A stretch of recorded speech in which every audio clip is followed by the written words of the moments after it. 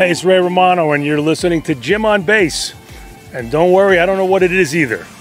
Is that okay? Yeah, that's perfect. Yeah. Welcome back to another episode of the Jim on Bass Show. We're with Ray Romano at Edgewood again. And Ray, it's good to see you. Thank you. Good to be here. It's always fun. And I wanted to talk to you especially. I talked to you a couple years ago, but I just had your old buddy on, Tom Dreesen, and he told me a fun story how he jinxed you hitting 80 for the first time, right? I've never broken 80. It's my lifelong goal. I'm a 14, 13, 12 handicap, right around there. And I play legit. I play PGA rules. I'm anal. I don't, no gimmies, no nothing. Mm-hmm. And the first chance I had to break 80 was at a tournament with Dreesen. Mm. And I had a 3-foot putt for 79 on the 18th hole. And there was a crowd, you know, there's a stands there. And there was a guy with a mic, and he took the mic and he told them, "Ladies and gentlemen, Ray Romano has this 3-foot putt for his first 79. Missed it by 3 inches. And so he, has been feeling guilty ever since. But the happy ending is 9 years later, maybe even 12 years later, I finally broke 80. Shot 79. It's a great story. And as you know, he's a great guy. Lots of good stories. Yes. Tom's, he's one of the guys that started it all with stand-up, back in the day. And he's still kicking it out there, man. Yeah, he's great. Yeah. And one thing I thought was cool about you, I'm asking everyone here, you were in that show Vinyl, and it made me wonder, who are some of your favorite bands, and who was your first concert? This is going to be so disappointing to you. Not the bands. My favorite band, I actually had a dream come true last night, because my favorite band growing up in the 70s was Chicago. Oh, nice. And you're too young. I like them. Yeah, but go listen to the 70s Chicago, even the early 80s. And one of my favorite songs was this song called Dialogue. It's not very well known. So at the karaoke last night, Jason Sheff, who's was the lead singer for the last 30 years of Chicago, he wasn't in the original. Me and him did the song. It's two people, Dialogue. Now, I'm horrible. It was karaoke. It was for the fun. But it was a dream come true for me and a nightmare for the audience. But it was fun. But Chicago was my best band. Yeah, the Beatles, and I'm just kind of standard, And then, first concert I went to was John Denver. Listen, John Denver was great. And opening for them were you can't remember this band, the Starland Vocal Band that did a song called Afternoon Delight. Oh, yes. Anchorman. Yes, exactly, Anchorman. That was my first concert. I'm not a super concert goer. I guess the last concert I went to, was probably Billy Joel at Madison Square Garden, yeah. Well, it'll make you proud. I'm seeing the Stones next week.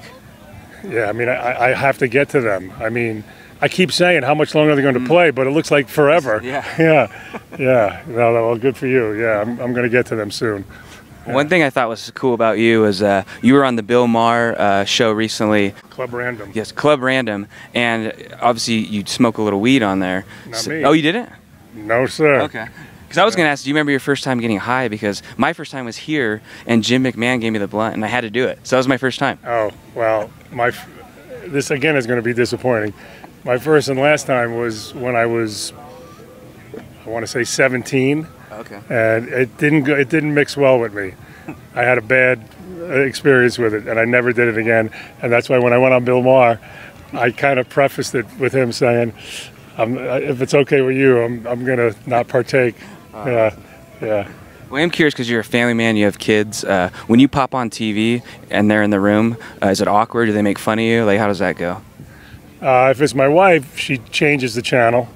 My wife's over it. I'll do my standard joke. When we have sex now, my wife actually has to take off her Apple Watch because it keeps saying, "Time to move." Okay, there you go. That's great. But no, the kids, believe it or not, my kids are my biggest fans. They're adults now. So yes, it's kind of old news now, but they're still into it. They're still following and saying, "What are you doing, Dad? What do you got coming up?" My wife is like, "Where's the check?" All right. So I imagine you live in LA, so I love going down from the Bay Area to check in at the Improv, the Comedy Store. Do you ever pop into those places, or could a tour ever happen too? Oddly enough, I'm from New York, and now I live in LA because that's where I moved for showbiz. Mm-hmm. And I don't go to any of the clubs. The clubs are right there, and for some reason I just feel like I'm away from home. and I really should, because they're great clubs. But when I go back to New York, I go to the clubs every night. I go to the Comedy Cellars where I started, and so if I have a free night, without fail, I'm out there. Is there a tour? Probably not, but I do pop around. I do Vegas every now and then. I do, some theaters at casinos and stuff. I don't know about doing a tour. You get a little older, you're like, I want to go home and take my Flomax.